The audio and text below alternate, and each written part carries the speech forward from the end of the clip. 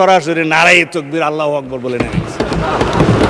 স্টাইলটাই ছিল ভিন্ন, দখল হয়েছে মাননীয় স্পিকার। এখন এই যে ব্যাংক দখল হয়েছে মাননীয় স্পিকার, ইন্টারিম গভর্নমেন্টের সময় ব্যাংক দখল হয়েছে আওয়ামী লীগের সময়। আমরা আসুন সবাই সম্মিলিতভাবে বিদেশে পাচারকৃত এই সমস্ত অর্থ ফেরত আনার ব্যবস্থা করি। আজকে শুনে আরো খুশি হয়েছে মাননীয় স্পিকার যে বলে যে আমরা তো বিরোধী দল না। হ্যাঁ, আপনারা বিরোধী দল, আপনারা সরকারি দলে আসার জন্য কসরত করবেন, এটাই হচ্ছে নিয়ম, এটাই পার্লামেন্টের রীতি। তবে আমি জেনে আরো খুশি হয়েছি যে আপনারা শ্যাডো মিনিস্ট্রি করেছেন, ছায়া মন্ত্রিসভা। ছায়া মন্ত্রিসভা করলে মাননীয় স্পিকার দুইটা লাভ, একটা হলো যে দায়িত্ববোধ বাড়ে, আরেকটা হলো যে উজিরে খামকা অথবা মন্ত্রী ভাবের একটা সুখ পাওয়া যায়। তো আমি অভিনন্দন জানাই যে আসুন আমরা শ্যাডো মিনিস্ট্রি হিসেবে আপনারা ডিক্লেয়ার করুন, কাউন্টার পার্ট হিসাবে আমার বিপরীতে মনে হয় আমার সোজাসুজি আছে হোম মিনিস্টার সাহেব শ্যাডো। আমরা পরস্পর তথ্য বিনিময় করব, আমরা যোগাযোগ রাখবো, কথা বলব।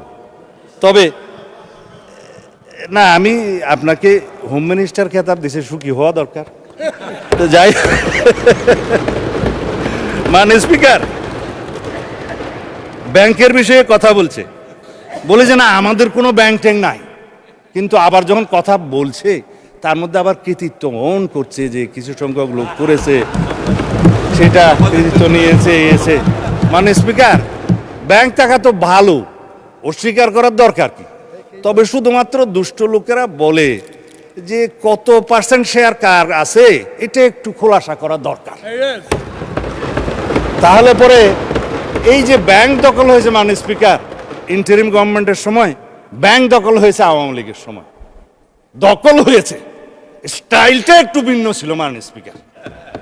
কেউ সরকারি ইন্টেলিজেন্স ব্যবহার করে হোটেলে ডেকে নিয়ে এসে করেছে, আর কেউ সরাসরি নারায়ে তাকবীর আল্লাহু আকবার বলে নেমেছে। স্টাইলটাই ছিল ভিন্ন, দখল হয়েছে মাননীয় স্পিকার।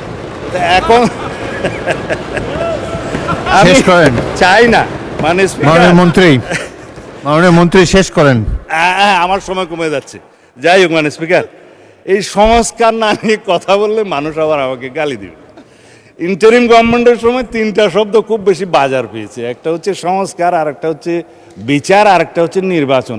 তবে নির্বাচনটা বলেছে যে সংস্কার এবং বিচার সমাপ্ত হওয়ার পরে যদি কোনো সময় হলেও হতে পারে, এইভাবে ছিল নির্বাচনের বিষয়টা।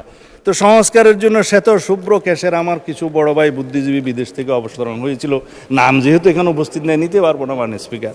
তারা মাথায় টুপি ভর্তি করে অলৌকিক কিছু সংস্কার নিয়ে দেশে অবতরণ করলে পরে আমরা সংস্কার কমিশনে আলাপ আলোচনা করতে করতে করতে করতে এই জুলাই জাতীয় সনদটা এই পর্যন্ত প্রণয়ন হয়েছে। এখানে একটা বিষয় উঠে এসছে, মনে হয় মাননীয় সদস্য